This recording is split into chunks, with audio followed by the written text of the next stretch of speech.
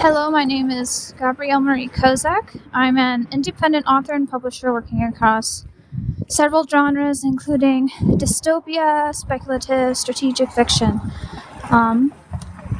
This is what I call a walk and talk, which means I walk and I talk. I'm not going to edit this after I finish. And today's topic is how to make your characters feel alive to the reader.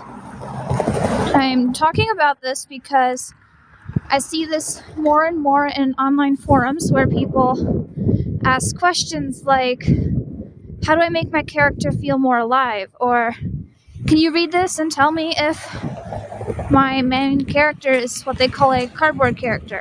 That kind of thing. And obviously this is different across genres. I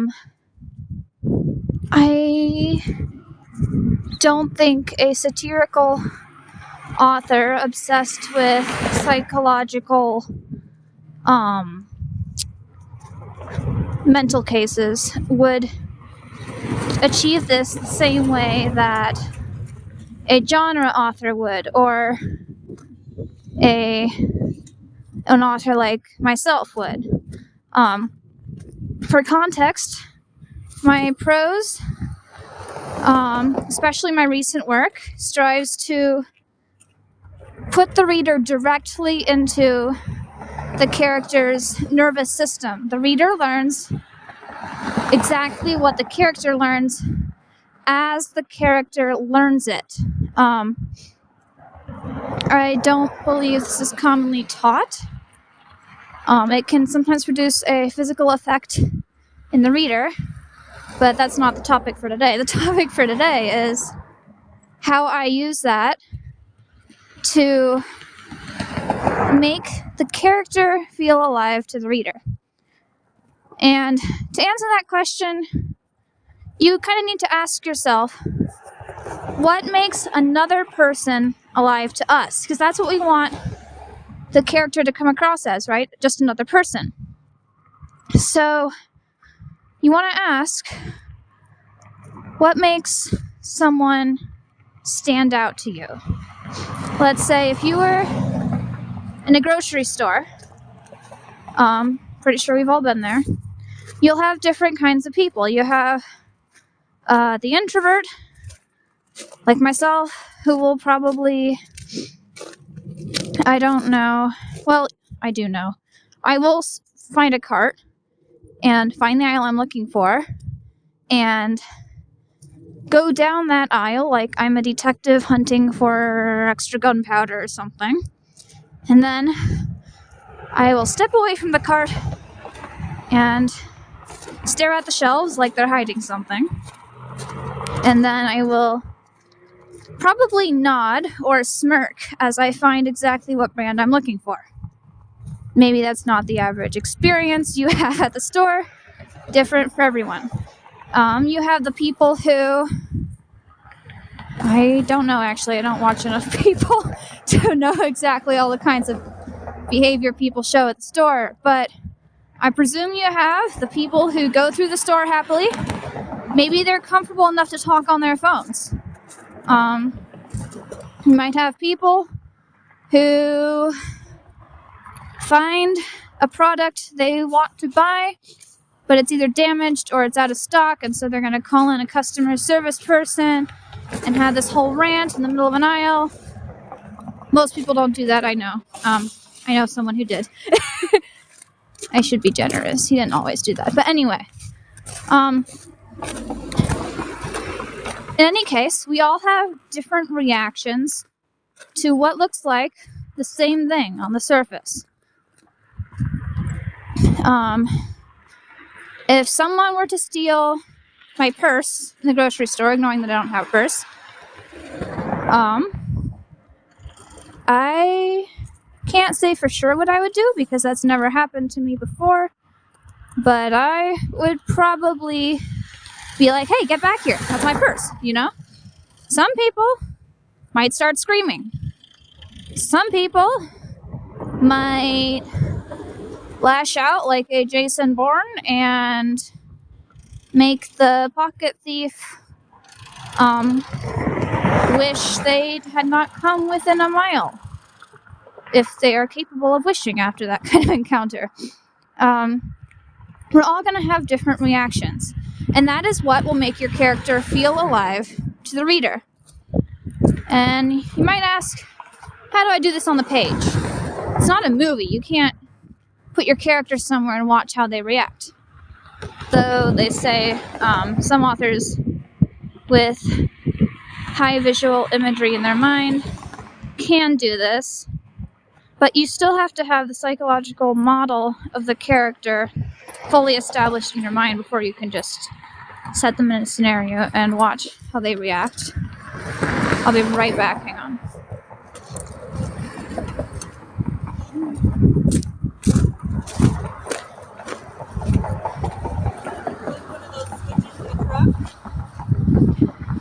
Okay.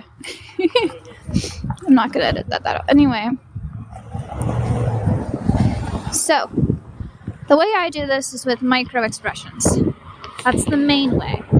And microexpressions are when your character narrows their eyes, or when they take just half a second too long to answer, or maybe they step a little more firmly than usual, or maybe they have an accent. Accent can't really determine psychology, but we all know that a character with a well-portrayed accent helps us see them more clearly in our minds. I should say, hear them more clearly. So yes, micro-expressions, but they have to, you want to make them consistent to the character. I'm not saying use the same thing every single time, but once you have the depiction in your mind, you should be able to predict what they will do given the new circumstances. Let's say, for example, I'm going to take an example from one of my books. Okay, I have a 12-year-old trained assassin, killer, whatever you call him. This is World War III, okay? Don't get worried. So the first time we see him, he calmly downs the main character. Someone tells him, good job. And we don't see him again for a while until he's basically until he heads up to the villain's office and he comes in. He's not looking like he normally would, because the soldiers are expected to be quiet, compliant, especially the children's soldiers. They're cute and deadly, as the main character puts it. But this time, when the child assassin goes to see the villain, if I remember correctly, I wrote, he's slightly out of breath, his eyes are narrow, and his face is a little bit, how to put it, can't picture it right now, but anyway, his eyes are narrow, he's kind of out of breath, he doesn't say anything. That's because, he's trying to be silent. Now later in the book, what do you think happens when I give him a protein bar? Some kids might chew it quickly, throw the wrapper on the floor. Some kids might, if it's a traumatized kid, they might just stick it in their pocket and save it for later, because you never know when you'll have food again, But this is a little assassin kid working for the invading government, so he opens it and he chews it very slowly. And he asks, why is that important? Why do I mention that this 12-year-old is chewing a protein bar very slowly? Well, what does it tell you about him? I never put on the page what he's feeling in that moment. So you have a picture in your mind, right? 12-year-old assassin sitting on the floor in an abandoned coffee shop, chewing very slowly on a protein bar. Does he seem more real to you now? I hope so. I'm going to find one more example.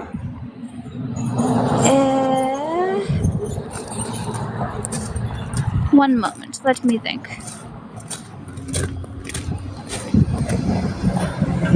Kenta. Okay, he's in a book I finished last month, actually. He is a police officer in a dystopia. He's manipulative. He's very smart. Doesn't use it well. Anyway, he basically is the actual villain of the entire book, but nobody figures that out till the end, and I just gave it away, but you probably won't read it anyway, right?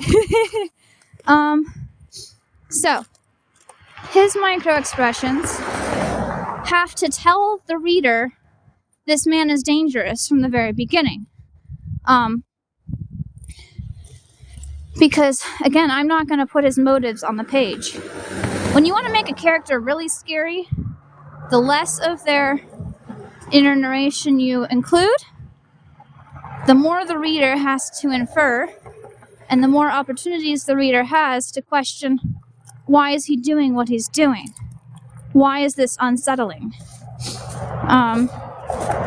So in the case of Mr. Kenta Sato, he narrows his eyes.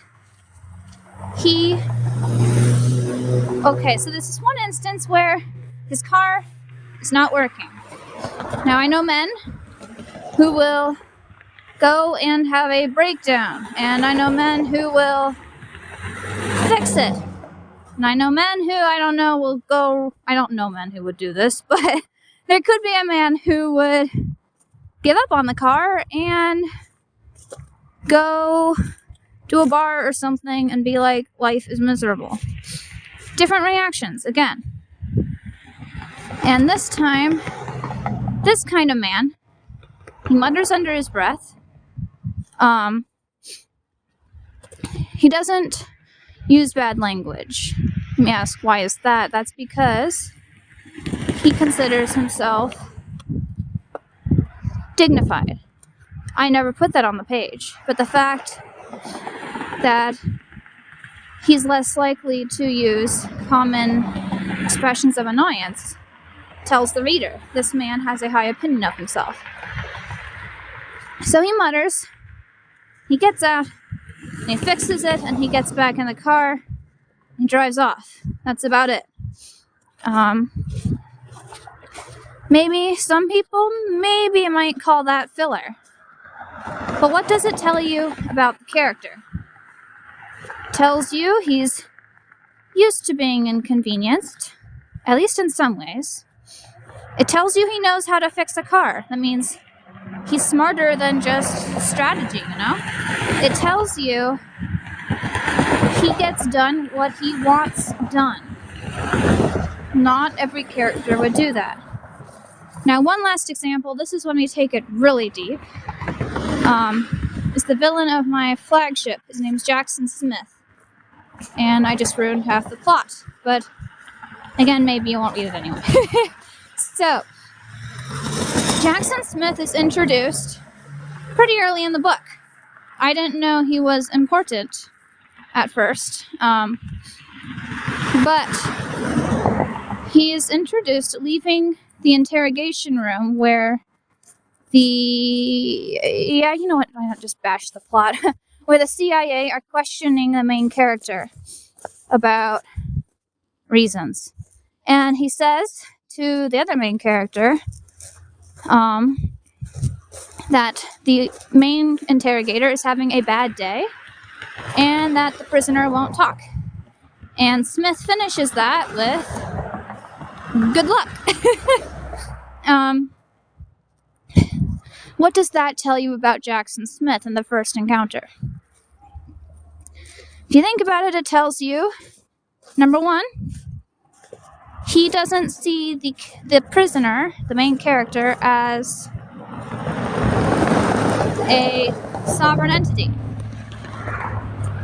You can think about that. He says the prisoner won't talk. That kind of infers her only value is in the information she isn't giving. And he also basically just tells the other main character, good luck. Kind of implies he's given up on figuring out what's happening. It also implies he's very in control of himself. He's not angry, although the other agent is. He's not ruminating on what can we do to get her to talk, blah, blah, blah. No, he's just quite happily finished. Now, later on, he questions the main character after a lot of other stuff happens, but this time we actually get to see the questions he asks when he's alone with her. And he stops writing down the answers. He repeats the same questions. And finally, when he's done, basically just leaves. She asks him a question and he just leaves. And on the outside, maybe it looks like, professionalism. But you also have to wonder, why did he stop writing down the answers? The main character decides he must have stopped because she'd already been asked these questions multiple times. But you can see in Smith's microexpressions that he looks like he is not getting the answers he actually wants from her. And that's why he gives up and he leaves, and later he writes that he advises her to be further utilized upon further observation. Now, he could have just written her off as non-compliant, ideologically compromised, blah, blah, blah, blah, blah. But no, he keeps her around. And again, that leaves the reader wondering, what kind of game is he playing? What are his actual motives? What does he want with the main character? And it's all in the way his hands shake or don't shake, the way his eyes focus on her, focus on the floor, the way he asks the questions, like, is this one slower than the last one? Does this one sound like he actually means it, or is it just, routine? It's things like that that make the character come off the page and feel real to the reader. I think I've given enough examples. Probably already gone, in which case is fine. But I'm going to try to summarize the implications of this monologue, I should say. Basically, microexpressions tell the reader what the body betrays about the character's orientation and goals. If there are no microexpressions, that exposes a different kind of orientation, or, unfortunately, sometimes the lack of orientation that will leave your character feeling dead. So, that's about what I wanted to say. I hope you have a good day. And if you find this helpful, I am glad.